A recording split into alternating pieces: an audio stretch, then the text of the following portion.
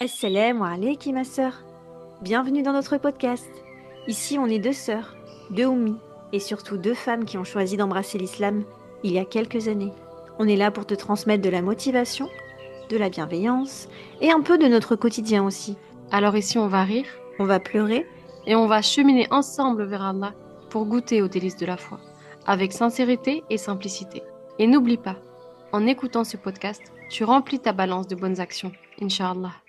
Salam alaikum! Salam alaikum. Bienvenue dans notre podcast. Aujourd'hui, on va vous parler de quelque chose de très important. Et tu vas nous dire ce que c'est au mieux ça. Oui, alors le titre du podcast, c'est Et si ta foi était le début de ton estime de toi? Vaste sujet. Exactement. Déjà, est-ce que tu vas bien? Alhamdulillah, ça va, barakallahu fiki et toi? Rafiki. Alhamdulillah, ça va. Donc, comme on l'a dit, on va essayer aujourd'hui d'éveiller un petit peu les consciences. On mérite de s'aimer, d'avoir une bonne estime de nous-mêmes. Et pour ça, on va passer par plusieurs petites étapes qu'on va voir avec vous pour essayer à notre hauteur de vous donner ces petites choses positives. Alors dis-moi, Musfa, est-ce que tu peux nous faire une courte définition du coup, ou pas, hein, longue, comme tu veux, sur l'estime de soi et la confiance en soi, parce qu'en fait, on peut souvent les confondre. Donc, comme ça, on remet les choses dans leur contexte. Exactement. Alors, l'estime de soi, c'est le regard. L'estime de soi, c'est le regard que tu te portes sur toi-même, la valeur que tu t'attribues en tant que personne. Elle repose sur la perception que tu as de ton identité, de ta dignité et de ta place dans ce monde. Et la confiance en soi, c'est la capacité à croire en tes compétences, à oser, à agir, à réussir. Sauf que, en faisant nos recherches sur le podcast, en fait, on a vu que on n'avait pas le droit d'avoir confiance en soi en islam. Euh, on parlerait plutôt de croire en ses capacités. En fait, on a vu sur Imshara'i une fatwa, et donc le shir Mohamed ibn Ibrahim, qu'Allah lui fasse miséricorde, a Mhm. été questionné comme suit. Est-il obligatoire d'avoir confiance en soi-même? Il répondit, plutôt cela n'est pas permis. C'est-à-dire qu'il est interdit d'avoir confiance en soi-même, car la personne est faible et délaissée sans secoureur, en dehors d'Allah. Et si la personne dit que le sens voulu de ses paroles est de renforcer la détermination, alors on lui dit apporte d'autres termes dans lesquels il n'y a aucun interdit. Donc là, j'ai cité un petit extrait de la fatwa, donc vous pouvez très facilement la retrouver sur Salim Shalai. Mais voilà, donc nous, dans le podcast, on va plutôt parler de croire en ses capacités, plutôt que de confiance en soi. Exactement, super. Et du coup, tu peux très bien avoir l'un, mais pas l'autre. Moi, par exemple, j'ai de l'estime de moi, parce que voilà, je sais ce que je vaux, sans prétention aucune. Par contre, c'est vrai que je crois pas du tout en mes capacités. Oui, alors que moi, c'est l'inverse. Donc, si on doit résumer, l'estime de soi, c'est un peu l'opinion que nous avons sur nous-mêmes, alors que croire en ses capacités, bah, c'est croire en ce qu'on est capable de faire, tout simplement. Exactement. T'as tout bien résumé, Allah barak. La hyperactivité. Donc, comment renforcer justement son estime de soi, c'est ce qu'on va essayer de voir. Donc, on va parler de l'amour d'Allah pour nous, déjà dans un premier temps. Par exemple, là, si je te pose la question spontanément, est-ce que tu sais si Allah, il t'aime? Qu'est-ce que tu me réponds? Ben, que j'en ai aucun doute. Je n'ai aucun doute parce que un des noms d'Allah, c'est Allah El Wadoud, qui veut dire l'aimant. Et donc Allah, il nous donne de sa valeur en nous aimant.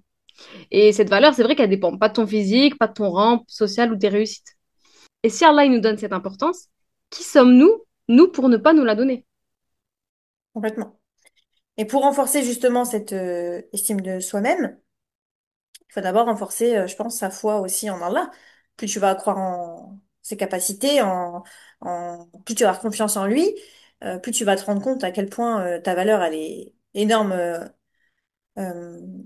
auprès de lui. Auprès de Et lui, du ouais. coup, tu peux justement gonfler un peu ton estime de toi-même. Donc, il faut se rappeler que chaque création d'Allah, il a une valeur unique, comme tu l'as dit, qu'Allah nous aime. Et justement, si Allah, il nous aime, c'est ce que tu disais, pourquoi c'est si difficile finalement de nous aimer? Allah, il a dit dans le Coran, sur la 19, donc c'est la sourate Maryam, verset 96, à ceux qui croient et font de bonnes œuvres, le tout miséricordieux accordera son amour. Donc déjà, ça nous montre à quel point, voilà, il est généreux et, et il va enfin, s'il y a bien quelqu'un qui peut nous aimer sur cette terre, c'est bien celui qui nous a créés. Et perso, la place que me donne Allah, elle me fait du bien. Et si Allah, il me donne de la valeur, bah franchement, je me sens légitime de m'en donner moi-même. Et ça, franchement, ça fait toute la différence. Quand on comprend qu'Allah, il nous aime, qu'Allah, il est El Wadoud, et qu'il nous aime malgré nos défauts, nos qualités, nos péchés, etc., et ben ça renforce le cœur et perso, en tout cas, ça m'aide dans mon estime de moi-même. Donc, ce qui serait bien de définir, parce qu'on c'est vrai qu'on l'a pas défini, c'est peut-être la définition du vrai tawakkul. Oui, alors le tawakkul, en fait, c'est de s'en remettre totalement à Allah et avoir son cœur qui est confiant. Et donc, ce que va apporter le tawakkul, c'est un cœur apaisé, c'est un lâcher-prise sain, serein, avec la certitude que ce qui t'atteint ne pouvait pas te manquer. Et ce qui t'a manqué ne pouvait pas t'atteindre. Et pourquoi ce tawakkul, il peut t'aider dans ton estime de toi? Bah, parce qu'en fait, le tawakkul, c'est de faire ce qu'on peut, mais avec la certitude que le résultat ne t'appartient pas. Avec le tawakkul, tu arrêtes de te comparer, de te rabaisser, parce que tu acceptes le décret d'Allah, parce que tu as cette conviction que le résultat obtenu, bah, c'est pas ta volonté, c'est la volonté d'Allah. Et lui, il sait mieux que nous. Et avec le tawakkul, tu développes une vraie force intérieure. Le tawakkul, c'est un peu comme une armure contre les pensées négatives. Il suffit juste de dire Hasbi Allah wa ni'mal wakil, qui veut dire Allah me suffit et mon meilleur garant. Et ça va chasser toutes les pensées négatives parce que avec ça, bah, tu as la conviction certaine que seul Allah subhanahu wa ta'ala te suffit. Oui, et puis après, nous sommes pas parfaits. Ah, complètement. On commet tous des péchés. Il faut pas se laisser déborder par nos pensées négatives, parce que sinon notre estime de soi, effectivement, elle va baisser. Du coup, pour toi là, comment on développe le tawakkul? Comment on peut faire pour que sa confiance en Allah elle grandisse encore plus?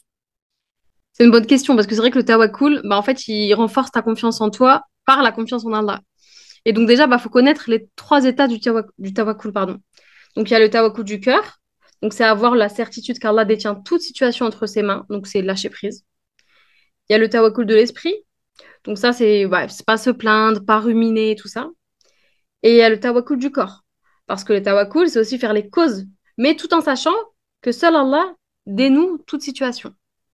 Aussi, pour développer son tawakkul, on peut réciter des affirmations positives pour nourrir son tawakkul, que je vais citer d'ailleurs, donc que je vais prendre dans mon petit journal MFX De euh, Meïma? d'Oumeima, bien sûr. Alors, je vais en citer quelques-uns, hein, bien sûr. Donc, quelques affirmations. Donc, les plans d'Allah sont les meilleurs. Donc, ça, on peut répéter ça. On peut répéter aussi, par exemple, dans chaque situation se cache une sagesse d'Allah. Mhm. On peut aussi se poser des questions. Qu'est-ce qu'Allah attend de moi dans cette situation?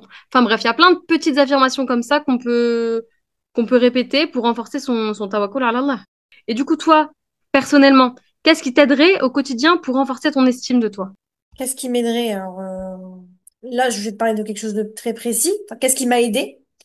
Je pense que ça a été en plus un plus t'apprends, enfin c'est ça, c'est assez, des fois c'est un effet boule de neige.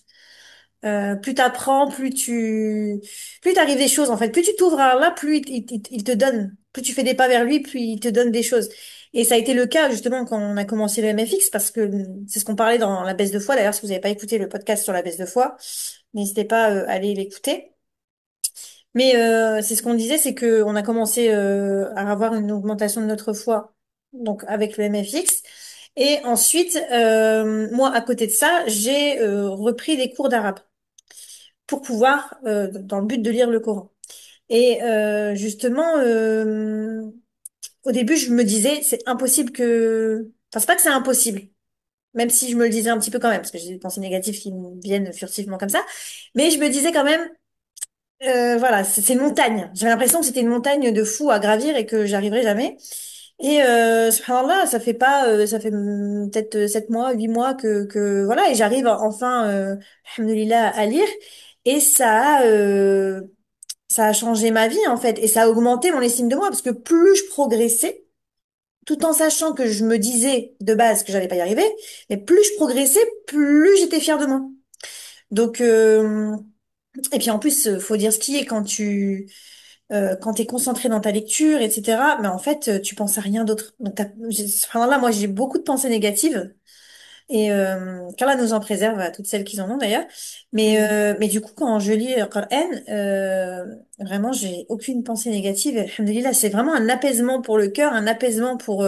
Ça m'a vraiment aidé, je pense, dans mon estime de moi-même parce que j'ai progressé et j'étais trop contente, quoi.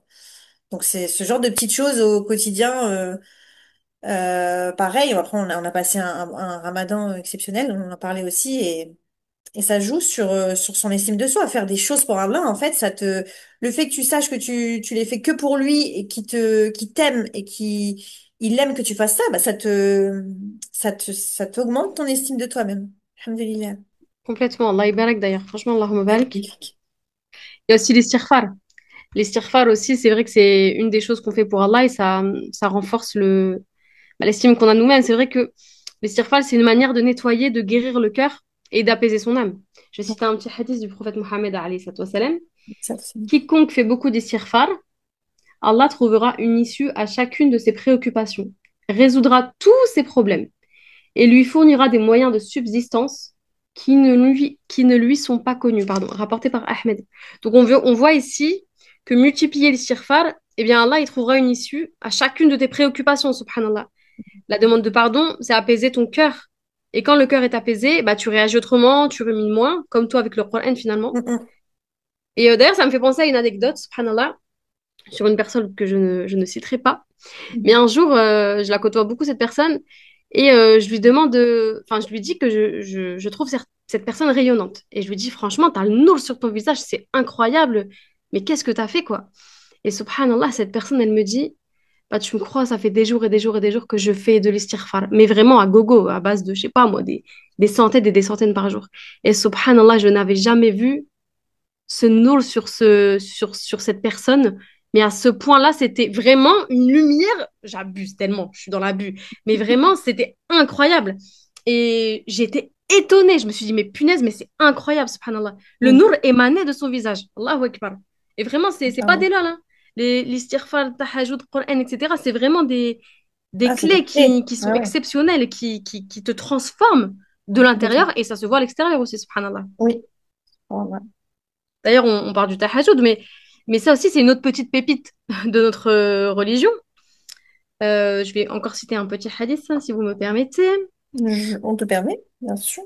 Le prophète Mohammed alayhi salam a dit, notre Seigneur Tout-Puissant descend au ciel le plus bas dans le dernier tiers de la nuit, en disant, qui m'appelle que je lui réponde, qui me demande que je lui donne, qui me demande pardon que je lui pardonne. Rapporté par Al-Bukhari et Muslim. C'est un hadith très connu, subhanallah. Mais, ben, qui peut se passer en fait, on peut demander à Allah, parce que c'est vrai qu'on demande beaucoup de choses à Allah. Allah, donne-moi de l'argent, donne-moi la santé, préserve mes enfants, guide-les. Mais est-ce qu'on demande qu'Allah il renforce notre estime de nous-mêmes? Ça aussi, on peut le demander, subhanallah. Oui.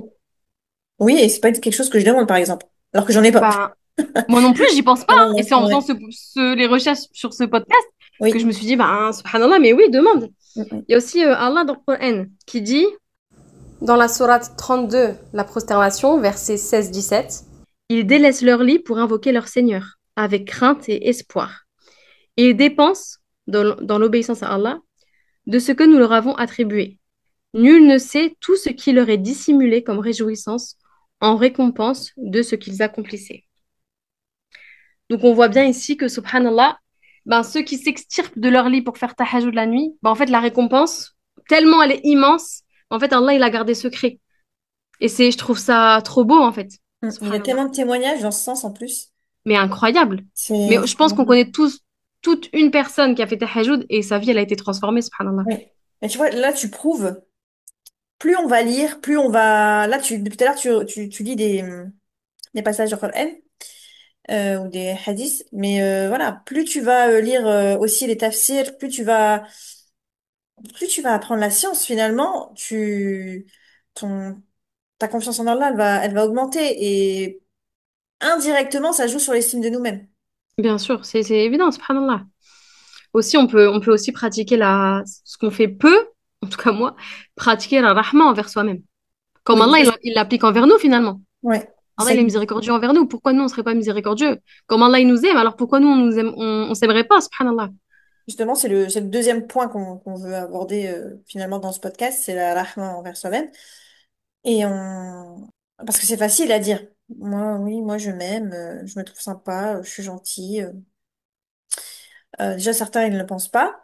Et moi, je sais par exemple que je suis quelqu'un de gentil, voilà, mais mon estime de moi-même, c'est pas pour autant. Enfin, elle est à zéro. Enfin, zéro. J'exagère aussi, je suis dans l'excès. Je me remets souvent en question sur ma légitimité à faire certaines choses ou quoi qu'est-ce. Mais en fait, il faut prendre justement conscience, c'est ce que je disais, que ah ben, il nous aime, quoi. Ça devrait nous suffire, en fait. Complètement. Et Euh, du coup, ben, pour pratiquer cet rahma envers soi-même, moi, je conseillerais en fait, d'être sa meilleure amie, tout simplement. Avoir de la compassion pour soi aussi. Faut être douce envers soi-même. Parce que nos paroles, on le sait, elles peuvent construire ou détruire quelqu'un. Mais c'est valable aussi pour Prendre nous. ce temps, aller, je sais pas, aller dans la nature et puis se recentrer sur soi-même. Euh, Tu voulais parler de quelque chose qu'on pourrait faire justement.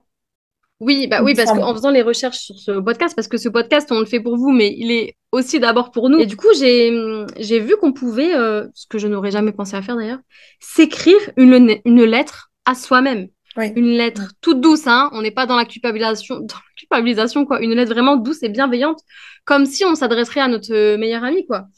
Et cette lettre-là, eh ben, elle servirait à la relire dans les moments de doute. Et je trouvais ça intéressant. Alors, est-ce que je vais le faire?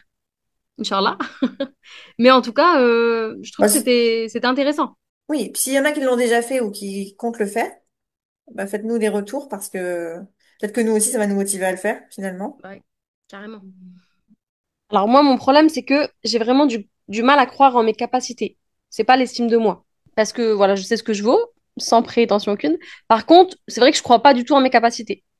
Mais c'est vrai que faut prendre conscience des petites choses pour lesquelles en tout cas, ce qu'on aime faire, ce qui nous anime, ce qu'on a un petit talent, c'est un très grand mot. Mais ce qu'on sait plus ou moins faire, et parce que c'est obligé qu'Allah Allah il nous a donné quelque chose. C'est sûr, on a tous un petit talent, un petit don caché. Et c'est pas forcément quelque chose de spectaculaire, hein. Ça peut être patiente quand nos enfants nous rendent dingues, ne pas répondre à son mari sous le coup de la colère. Parce que le djihad de neuf, c'est un sacré combat, Mm, c'est clair. c'est un sacré talent. C'est même le plus grand talent, j'ai envie de dire. Donc, exploiter ces petits dons qu'Allah il nous a donnés dans le bien pour gagner plein de hasanat. Et en tout cas, c'est nous ce qu'on essaye de faire à travers ces podcasts. Alors, est-ce qu'on le fait bien ou pas, vous nous direz. On n'en Oui. a pas du tout la prétention. Mais en Non. tout cas, ça m'aide un petit peu au quotidien, ce petit podcast. Alhamdulillah. Allahumma barik. Bye, Balak Fiki. Ouais. Du coup, vu que tu parles d'être sa meilleure amie, je pense que c'est important aussi d'avoir de vrais amis sur qui on peut compter pour être bienveillant envers nous. Si tu es dans une relation, si autour de toi, en vrai, tu as une relation qui est toxique, tu as une relation qui t'apporte pas de positif, bah, débarrasse-toi-en. En fait, on mérite pas, aujourd'hui, alors je sais pas quel âge vous avez, mais peu importe l'âge en vrai, de se pourrir l'esprit avec des personnes qui vont nous lancer des choses négatives dans la tête, en fait. Je pense vraiment qu'il faut faire un tri. D'ailleurs, subhanallah, Allah il parle des amis dans le Coran. Dans la sourate 25, le critère verset 28. Malheur à moi si seulement je n'avais pas pris un tel pour ami. Donc, subhanallah, on voit que c'est important de bien choisir ses amis parce que malheur à moi, quoi. Et c'est très Ouais. important de s'entourer des personnes pieuses, de personnes qui vont nous élever vers Allah, nous tirer vers le haut. Allah, il en parle encore dans une autre sourate, la sourate 43, verset 67. Donc, c'est la sourate L'ornement. En ce jour, les amis les plus intimes seront ennemis les uns des autres, à l'exception de ceux qui craignent Allah. Donc, même Allah, subhanahu wa ta'ala, il parle du fait d'avoir des bonnes fréquentations dans cette dunya. Donc, c'est très important parce que ton ami, il peut te valoriser aussi, subhanallah, c'est important. Mm, mm. C'est sûr. En fait, il faut s'entourer des personnes qui vont être un bien pour toi, ici-bas et pour l'au-delà, parce que il y a des personnes qui peuvent se mettre même entre toi et Allah, finalement. Des personnes qui sont dans ta vie et qui vont te t'apporter. Et c'est pas forcément des personnes ultra méchantes ou des fois c'est malheureusement très subtil et très vicieux. Donc faut faire attention. Et il y a des personnes qui sont pas forcément un bien. Et c'est pour ça qu'il faut aussi faire dua, demander à Allah de nous préserver des personnes qui sont un mal pour nous. Parce que des fois, on peut même croire que c'est un bien pour nous alors que ce n'est pas le cas. Et à l'inverse. Et s'il y a bien une relation, en tout cas, qu'il faut préserver, c'est la relation que tu as entre toi et Allah. C'est la relation la plus importante. Et comment faire? Bah, il faut faire un tri. Parfois, on peut avoir aussi une mauvaise estime de soi à cause de certains comportements, par exemple, qu'on a subis dans l'enfance, à cause de jugements, de traumatismes, de complexes aussi. Et qui font que, en fait, que le regard qu'on se porte sur soi-même, il est très, très dur. Parfois même, il y a des personnes qui se regardent pas dans le miroir à cause de ça, parce qu'elles se trouvent pas assez belles ou parce qu'elles ne trouvent rien de positif à dire sur elles-mêmes et elles s'aiment pas physiquement et ça peut être difficile à vivre aussi et c'est difficile dans ces cas-là aussi de s'aimer. Donc si je devais vous donner un petit conseil, mes sœurs, et je vais essayer de l'appliquer à moi-même aussi, parce que c'est toujours pas facile d'avoir de la rahma envers soi-même, mais c'est d'apprendre à s'aimer. Et pour ça, faut prendre soin de soi, faut prendre du temps pour soi, c'est ultra important. Et justement, j'ai un petit hadith du prophète Mohammed, alayhi salatu wassalam, qui a enseigné en fait l'amour et le respect de soi-même, pour bien mettre en évidence que c'est essentiel. Donc, c'est d'après Abu Huraira, qu'Allah l'agrée, le messager d'Allah, alayhi salatu wassalam, a dit: Allah ne regarde pas vos apparences physiques ni vos formes, mais il regarde vos cœurs et vos œuvres. Donc, rapporté par Muslim. Donc là, on voit grave l'importance de l'intérieur plutôt que de l'apparence extérieure. Donc, les sœurs, aimez-vous, vous êtes belles. Remerciez Allah pour votre corps, pour les capacités que vous avez, même pour les imperfections, parce que ça fait de vous qui vous êtes. Et puis, Inch'Allah, faites dua, vous pourrez avoir une estime de vous-même qui sera encore plus belle. Inch'Allah. En tout cas, on parle d'être bienveillante envers soi, de s'aimer, d'être sa meilleure amie, et mine de, se dire de belles phrases, on s'en rend pas assez compte, mais c'est impactant pour le cerveau. Et justement, plusieurs études ils l'ont démontré, c'est que le positif, il attire le positif, donc plus tu vas te répéter des belles phrases, plus ça va rentrer dans ton petit cerveau. Inch'Allah. Et moi, je me suis posé une question. Parce que je me suis demandé, mais si on ne croit pas à ce qu'on dit, est-ce que ça marche ou pas? Et étonnamment, oui. Parce que les neurosciences, elles ont montré que au plus on répète une pensée, même si on n'en est pas convaincu, au début, en fait, le cerveau, il commence à le croire. Parce que le cerveau, il fonctionne avec des connexions. Et à chaque répétition, on renforce un circuit neuronal. Et donc, cette pensée, elle s'installe dans le cerveau. Et c'est là qu'on commence tout doucement à y croire. Et c'est exceptionnel, subhanallah. Tout en sachant qu'il faut bien que ce soit des choses réalisables. J'ai un petit tips, on va dire, que ma thérapeute super exceptionnelle m'a donné. Allahumma barik. Thérapeute au passage que tu m'as conseillé. Oui. Et en fait, elle me conseillait, par exemple, lorsque j'avais des pensées négatives, euh, de direct, en fait, me poser. Vraiment d'arrêter ce que je suis en train de faire. Bon, bien sûr, si je marche dans la rue, voilà, je m'arrête pas, mais vraiment, et direct, par exemple, faire du dhikr. Ou alors faire la lecture de Coran, ou alors euh, faire des istighfar, etc. Pour que, à force que justement j'ai ces pensées négatives, Shaitan il se décourage et puis ils se disent c'est peine perdue. À chaque fois que je lui mets des west celle-là, elle fait quelque chose de bien. Alors j'y pense pas tout le temps. Mais je pense que c'est vraiment une clé aussi pour celles qui ont des West et parce que ça joue grave sur l'estime de soi, finalement, d'avoir des pensées négatives comme ça qui viennent toujours à se rabaisser. Donc, essayez de penser à ce que ma thérapeute a dit et faites du bien dès que vous avez ce genre de pensées négatives. Et justement, dites-vous des pensées positives aussi. Ouais, c'est un super conseil qu'elle t'a donné, franchement, Allahumma Oui. barik. Eh ben, Il est top. Et du coup, nous, comme on sait l'impact des pensées positives sur le cerveau, vous imaginez bien qu'on a sorti 2 podcasts pour les petits sur les affirmations positives à dire. Donc, un plus petit, on va dire, un peu plus compréhensible à partir de 3 4 ans, il me semble. oui, Et puis, un peu plus élaboré, si on peut dire ça comme ça, à partir de 6 7 ans, je crois. oui, aussi. Parce que c'est vrai que les enfants, c'est des petites éponges. Et si on leur apprend à s'aimer dès le plus jeune âge, ce sera facile pour eux de grandir avec cette estime, avec cette, cette estime-là.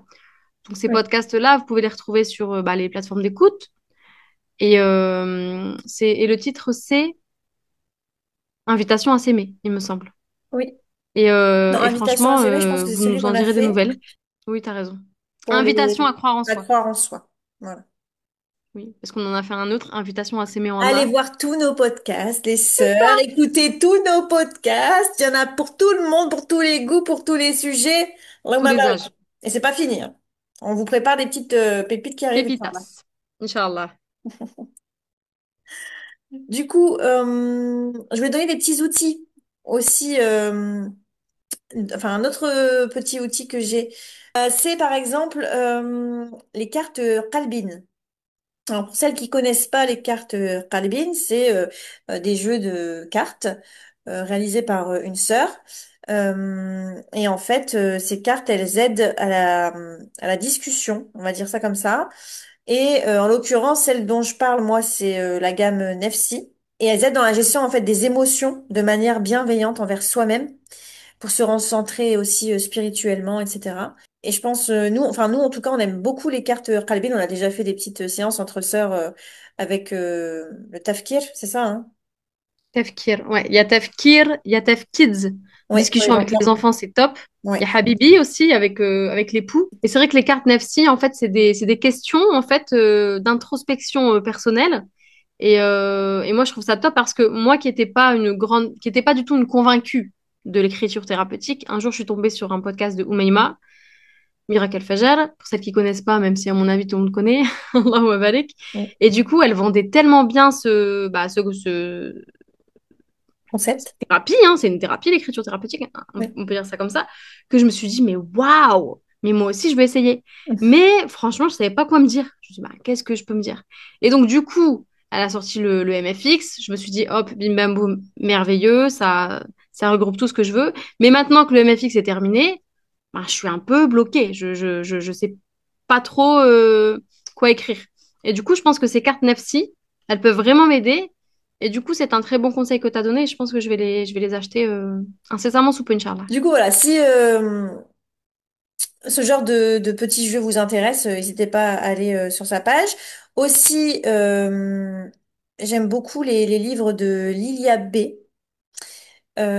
Surtout un. Alors j'aime bien. Alors c'est pas un livre à lire c'est pas un roman. Voilà ce que je peux dire. C'est vraiment des petits textes à lire. Tu regardes en fait et tu lis de temps en temps. Et en fait c'est plein de conseils pour les sœurs. C'est que la douceur imprègne ton âme. Il y a vraiment plein de bons conseils et beaucoup de bienveillance envers soi. C'est un livre à avoir sur sa tête de chevet quand ça va pas trop et à lire, tout simplement. Voilà pour les petits outils que je voulais partager de mon Oui, côté. moi, ce que j'aurais aimé dire aussi, et ce conseil, il est valable pour moi avant tout, c'est de prendre soin de soi. Prendre soin de soi, c'est comme une forme de gratitude envers Allah.